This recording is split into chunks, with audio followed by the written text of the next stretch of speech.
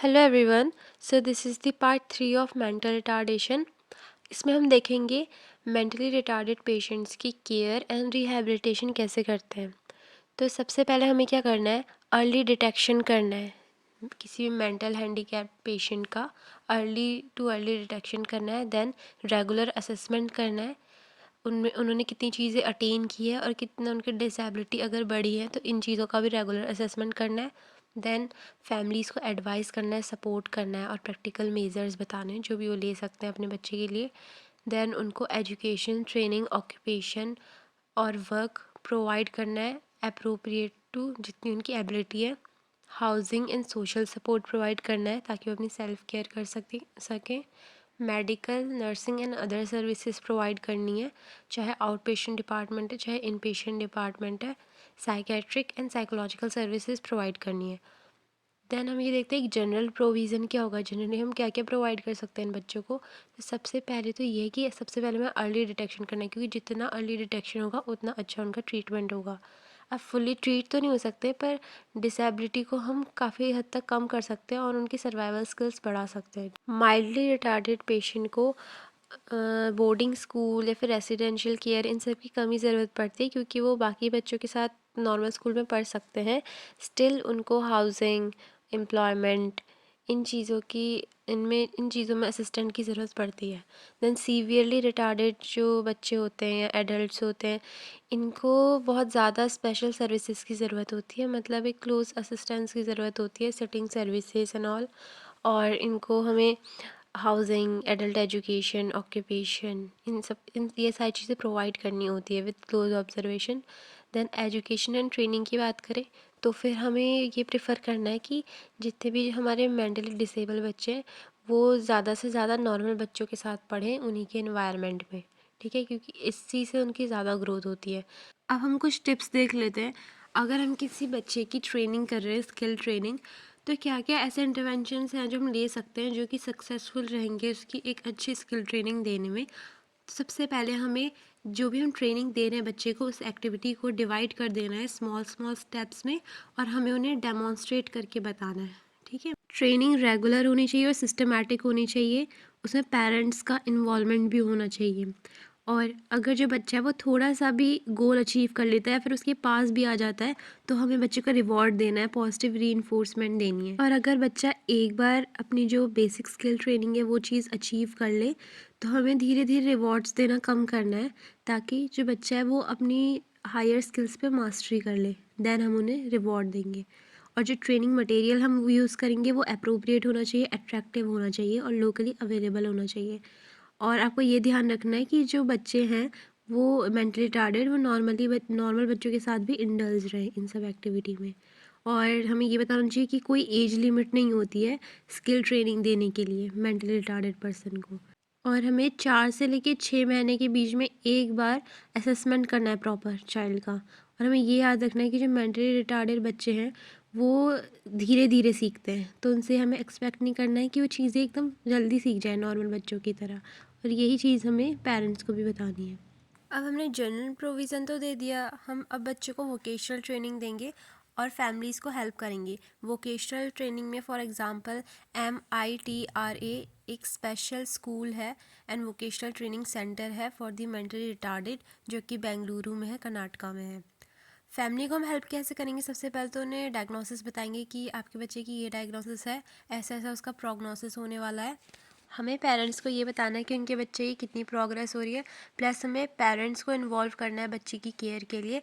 और ख़ासकर पेरेंट्स को तब ध्यान देना है जब बच्चा प्यूबर्टी की एज में आता है, तब ज़्यादा केयर की ज़रूरत होती है। अब हम लोग स्टेजेस देख लेते हैं इन पेरेंट काउंसलिंग। तो स्टेज नंबर 1 ये होगी कि हमें पेरेंट्स को इन्फॉर्मेशन प्रोवाइड करनी है बच्चे की डायग्नोसिस के बारे में और प्रोग्नोसिस के बारे में, कोई भी मिसलीडिंग इन्फॉर्मेशन पेरेंट्स को नहीं देनी है। सेकंड स्टेप ये होगा कि हमें पेरेंट्स में एक राइट एटीट्यूड डेवलप करना है उनके मेंटली रिटार्डेड चाइल्ड के बारे में, ताकि हम प्रिवेंट कर सकें कि पेशेंट ओवर प्रोटेक्शन ना करे, कहीं रिजेक्शन ना करें, बच्चे को बहुत एफ़र्ट्स डालने को ना बोले, जबकि वो बच्चा उतना कैपेबल नहीं है पर उससे कुछ ज़्यादा ही एफ़र्ट्स करवा रहे हैं, ये चीज़ भी नहीं होनी चाहिए। और गिल्ट वाली फीलिंग जो पेरेंट्स में होती है उसको कैसे हैंडल करें। देन थर्ड स्टेज ये आएगी कि हमें अवेयरनेस क्रिएट करनी है पेरेंट्स में कि कैसे आप बच्चे को एक पॉजिटिव एनवायरनमेंट दे सकते हैं। और उनको बच्चे को कॉम्प्लेक्स स्किल्स नहीं सिखानी है, सिंपल स्किल्स सिखानी है, वो भी काफ़ी इजी वे में और सिंपल स्टेप्स में, ठीक है। और इसी को रिपीट करवाना है बार बार। और हमें पेरेंट्स को सिखाना है कि कैसे बच्चे को पॉजिटिव रीइंफोर्समेंट देना है, shaping, prompting, modelling, extension procedure, ये सब हमें पेरेंट्स को सिखाना है, पेरेंट्स बच्चों को सिखाएंगे। बस। अब हम कुछ ऐसे क्वेश्चंस देख लेते हैं या फिर कुछ ऐसे मिथ्स हैं जो कि मेंटली रिटार्डेड पेशेंट्स के साथ रहते हैं, ठीक है। तो और ये जानना बहुत ज़रूरी है। तो सबसे पहला मिथ ये है कि is mental retardation same as mental illness. तो इसका आंसर है नो। मेंटल रिटार्डेड जो पर्सन होते हैं वो मेंटली इल नहीं होते हैं, क्योंकि मेंटल रिटार्डेशन होता क्या है, बस थोड़ा डेवलपमेंट में स्लोनेस हो जाती है, ठीक है। ये कोई मेंटल इलनेस नहीं है, जैसे एल्जाइमर या फिर डिप्रेशन या फिर सीजोफ्रेनिया, ये नहीं है। बस थोड़ा दिमाग जो है वो स्लो हो गया है नॉर्मल बच्चों के कंपैरिजन में। Then is mental retardation curable. So इसका आंसर भी नो है, क्योंकि ये कंडीशन क्योरेबल नहीं है, ठीक है। आप बाकी इंटरवेंशन ले सकते हो उनकी सर्वाइवल स्किल्स बढ़ाने के लिए, फिर सेवरल जो भी जितनी स्किल्स होती हैं वो चीज़ें बढ़ाने के लिए, लेकिन कम्प्लीटली ट्रीटेबल नहीं है। Can marriage solve the problem of mental retardation. तो इसका आंसर भी नो है। ऐसा नहीं होता। मैरिज के बाद या फिर कॉर्टस के बाद भी कुछ लोग सोचते हैं कि हाँ अक्ल आ जाएगी, पर ये सब चीज़ें नहीं होती है। जैसा वो बचपन में रहता है बच्चा, सेम उसका ब्रेन की कंडीशन आगे भी वैसी चलती है। Do mentally retarded person become normal as they grow older. इसका आंसर भी नो है। जैसा उनका दिमाग रहता है, मतलब पहले से जितनी कैपेबिलिटी रहती है आगे भी उतनी रहती है। ये बात अलग है कि कुछ इंटरवेंशन देने के बाद, ट्रीटमेंट देने के बाद थोड़ी उनकी स्किल्स बढ़ जाती है, ठीक है। अगला क्वेश्चन है, is mental retardation and infectious disease. तो क्लियरली नो। कुछ लोग क्या सोचते हैं कि अगर हमारा बच्चा जो नॉर्मल बच्चा है वो किसी मेंटली रिटार्डेड बच्चे के साथ रहेगा तो वो भी मेंटली रिटार्डेड हो जाएगा, पर ऐसा बिल्कुल नहीं है। कॉन्टेजियस नहीं है, इन्फेक्शियस नहीं है, ठीक है। फिर है, is it true that the mentally retarded person can not be taught anything. No, false. Why? क्योंकि हमने इतना सारा जो भी पढ़ा है तो किस लिए पढ़ा है, जब बच्चा कुछ सीख सकता है तभी ना। तो इन बच्चों को काफ़ी चीज़ सिखाई जा सकती है। मतलब मैंने खुद देखा है, ये बच्चे इतने सुंदर सुंदर आर्ट्स बना लेते हैं, मतलब लिविंग के लिए इतनी सारी स्किल्स ये लोग सीख लेते हैं, बहुत ज़्यादा टैलेंटेड भी होते हैं, ठीक है। तो ऐसा बिल्कुल नहीं है कि इन बच्चों को कुछ नहीं सिखाया जा सकता। Is it true that mental retardation is due to karma and hence nothing can be done about it. तो हमें पेरेंट्स को ये बताना है कि उसकी जो भी कॉज है, चाहे आप जो मानते हो, आपकी जो बिलीफ है, लेकिन अब तो बच्चा इस दुनिया में आ गया है और मेंटली रिटार्डेड वो है, तो आपको क्या करना है, जितना हो सके उसकी स्किल्स को इम्प्रूव करना है, अपनी तरफ से बेस्ट इंटरवेंशंस लेने हैं, बेस्ट केयर करनी है, ठीक है। देन ये सब तो मिथ्स थे जो कि अभी हमने सॉल्व कर लिए। देन रेसिडेंशियल केयर प्रोवाइड करनी है बच्चे को। क्यों? अगर बच्चा मतलब घर पे है तो पेरेंट्स उसको घर पे, इसी को रेसिडेंशियल केयर कहते हैं, जब घर पे कराई जाती है care. Then specialist medical services में अगर बच्चे को एपिलेप्सी के अटैक्स आते हैं तो हम मेडिकल फैसिलिटी में जा सकते हैं। देन साइकेट्रिक सर्विसेज भी ले सकते हैं। अब हम लास्ट है नर्सिंग मैनेजमेंट देख लेते हैं मेंटल रिटार्डेशन का। सबसे पहले तो हमें असेसमेंट करना है, ये देखना है कि कौन से ऐसे रिस्क वाले पेशेंट्स हैं जिनमें हो सकता है एमआर। जैसे कि जो बच्चे हैं जिनको बर्थ ट्रॉमा हुआ है at the time of delivery, या फिर जो प्राइमी पैराज हैं, मतलब कि ऐसी फीमेल्स जो फर्स्ट टाइम बर्थ दे रही हैं, ठीक है। तो इनमें बहुत ज़्यादा रिस्क है एमआर होने के इनके बच्चों में।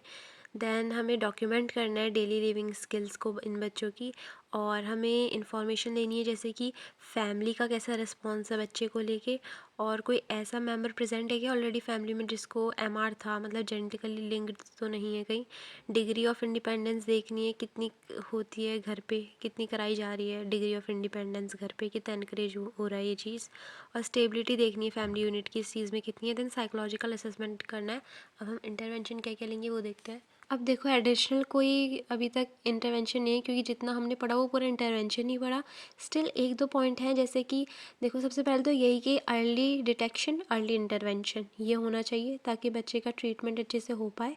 देन हमें क्या इंश्योर करना है कि जो पेरेंट्स हैं उनके माइंड में रियलिस्टिक गोल्स हों, बहुत ज़्यादा हाई एक्सपेक्टेशंस ना हो बच्चे को लेके। अब वो रियलिस्टिक गोल्स क्या क्या हो सकते हैं, जैसे कि the child dresses himself, the child maintains continence of stool and urine, the child demonstrates acceptable social behavior, and the child adolescent participates in a structured work program, ठीक है।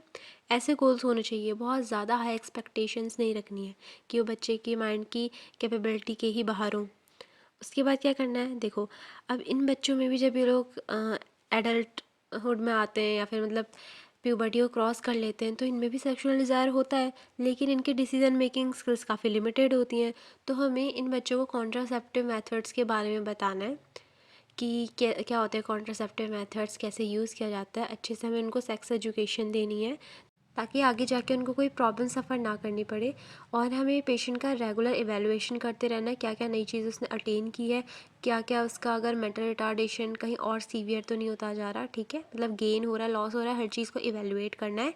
तो ये सारे हमारे इंटरवेंशन थे और अभी तक तुमने पूरा इंटरवेंशन ही पढ़ा इसका। तो हमारा मेंटल रिटार्डेशन भी टॉपिक ख़त्म हो गया, अगला टॉपिक ऑटिज्म होगा। So thank you so much for watching, hope you liked my video. Okay bye.